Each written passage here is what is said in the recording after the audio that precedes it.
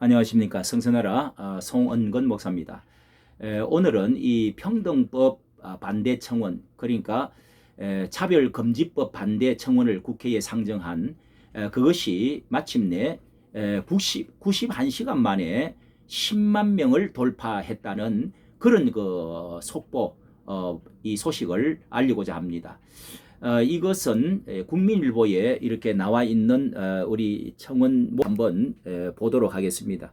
국민동의청원, 진행청원, 이 청원에 있어서 평등에 관한 법률안 반대에 관한 청원해서 마침내 여기에 22일 날 10만 명을 돌파한 것이 이제 나옵니다. 이게 이상민 더불어민주당 이것을 발의한 평등에 관한 법률안 그것이지요.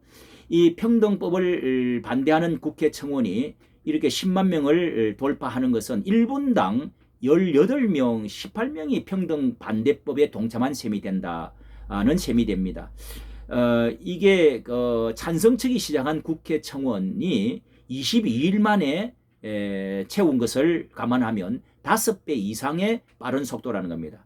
이것이 바로 이 평등법과 차별금지법 발의를 반대하는 국민적 정서를 명확하게 보여주는 그런 사실이라는 것이죠. 이 진평년이라고 하는 곳에서는 더 이상 평등법이라는 이름에 쏙지 않게 되었다 평가하면서 평등법은 자유와 평등의 균형을 파괴함으로써 민주주의를 무너뜨리고 남녀의 생물학적 차이를 해체하려는 사상이 행정부, 입법부, 사법부를 지배하게 한다라고 하면서 대한민국을 신전체주의 국가로 만들려는 매우 위험한 법이라는 사실을 실체를 많은 국민들이 널리 인식하게 되었다. 그렇게 깨어나게 되었다는 것입니다. 이것이 작년에 발의되었던 정의당 차별금지법에서도 입법 반대 국회 청원이 올라와 가지고 작년 7월에 10만 명 동의를 받았지만은 그때는 반응이 싸늘했다는 겁니다. 당시 차별금지법 제정 찬성 청원이 한 달 동안에도 3만 명 정도의 동의를 받지 못하고 종료된 적도 있었다는 겁니다. 그런데 올해에는 이렇게 22일 만에 성립 요건을 충족하고 모든 언론사가 약속이라도 한 듯이 일제히 보도를 하면서 마치 차별금지법 제정이 국민의 열망이라는 식의 여론몰이를 하면서 지금 호도를 하고 있다는 겁니다. 이게 이 여당의 이 정권에 이제 그렇게 편향이 되어져 가지고 이렇게 지금 보도를 하고 있는데요. 여당의 편에 기대어서 이 공정성을 상실한 모습에 참담할 수가 없다는 겁니다. 이렇게 또 과거에 독재 정권에서 그렇게 펜을 꺾지 않고 민주화 열사들이 그런 열사들은 어디서 뭘 하고 있는지 이 평등 법안 발의를 반대하는 국민적 정서가 이 명확한 것을 이 가짜 프레임을 씌워 가지고 이 진실을 가리고 언론사들이 그 이름도 붙이기 아까운 기득권 세력이 되었다 이렇게 지금 말하고 있습니다. 여기에 덧붙여서 이 청원을 올렸던 분이 길모 씨라고 하는 분인데요.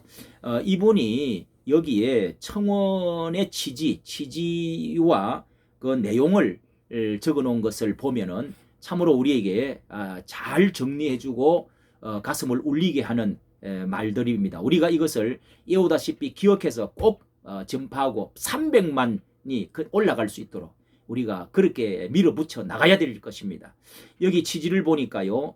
그가 30대 초반부터 투병을 시작했던 분이라고 하면서 약자들을 위하는 것이 오히려 이것을 약자를 위하는 마음이 생겨가지고 이것을 올리게 됐다는 겁니다. 평등 법안에는 성적 지향과 자기 아들이 동성과 함께 서울에 사는 사실을 알고 실신하는 어머니를 이야기를 들었다는 겁니다.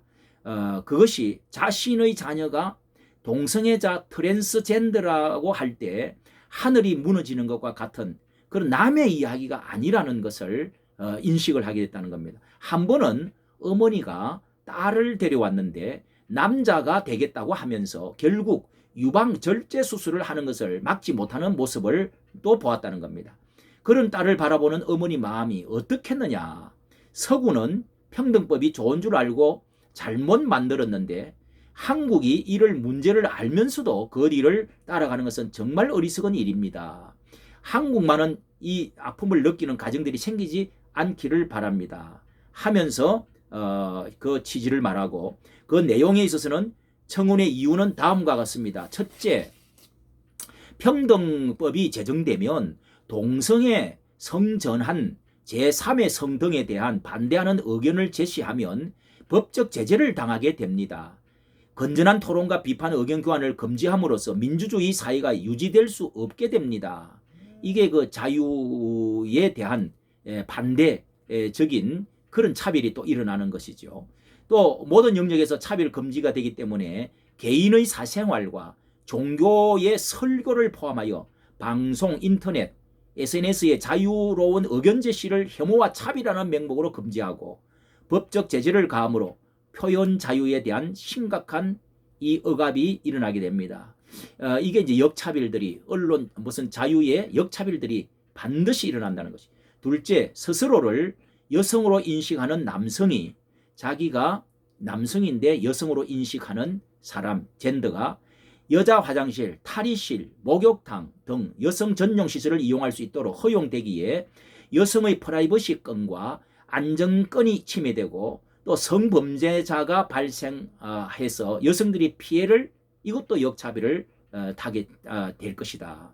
이거 말하고 있네요. 셋째, 자신을 여성으로 인식하는 또 남성이 여자 스포츠 경기에 출전하게 하는 것이 허용되면 경기 결과가 공정하지 못하게 되고 여성 선수들이 역차별을 당하게 될 것입니다. 넷째, 동성애 성전환자의 보건적 유해성, 이 건강상 유해성이나 또 윤리적 비판을 교육하는 것이 금지됩니다.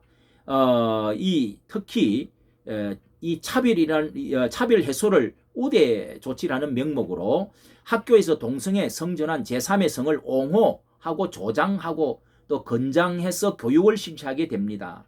영국에서는 최근 10년간 성전환을 희망하는 아동과 청소년이 33배 이상 급증하였으며 스웨덴에서는 2008년부터 2018년까지 10년 동안 여자 청소년 중에서 성전환증으로 진단을 받은 비율이 1500%가 증가하였다는 겁니다.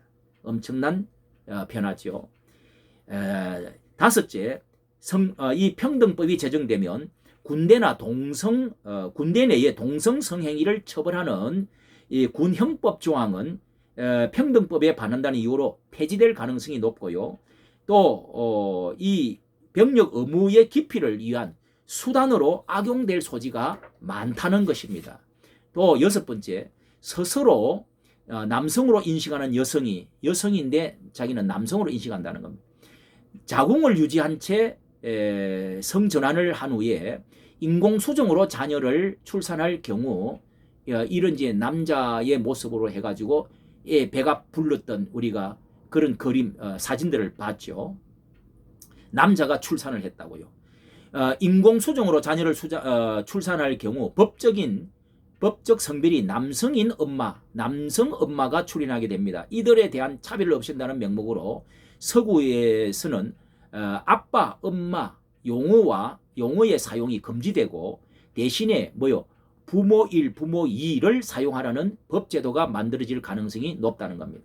참 아주 중구난방 억만징창이지요. 일곱 번째, 차별 금지 사유에 가족 형태가 포함되기 때문에 동성혼, 건친혼과 기타 자폰들이 합법화될 가능성이 매우 큽니다. 이 성에 대해서는 더 이상 수혼까지도 아마 허용이 되는 이런 이 짐승 같은 세상이 되길 가능성이 있다는 거죠. 또 여덟 번째, 성당, 사찰, 교회 등 종교단체가 동성애자나 성전환자를 직원, 교역자, 사역자로 채용하지 않으면 차별금지법 위반에 따른 무거운 법적 제재를 당하게 됩니다.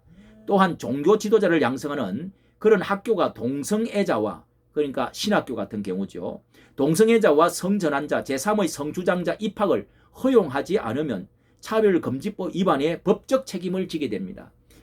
빵을 만들어주지 않아도 동성애자들에게 그런 것도 이제 벌금을 물고 감옥을 가게 되고, 설교를 차별했다고 해가지고 이런 모든 것이, 이런 것들은 뭡니까?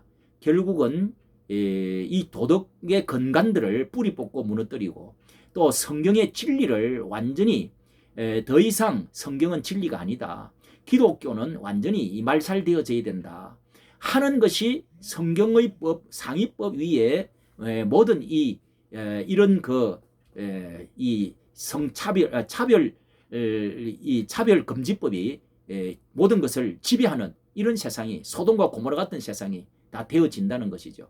우리가 차별을 금지한다는 것은 다 우리는 찬성을 하죠. 그러나 그 속에 포괄적 성차별이라든지 이런 것들은 절대로 우리는 찬성할 수가 없습니다.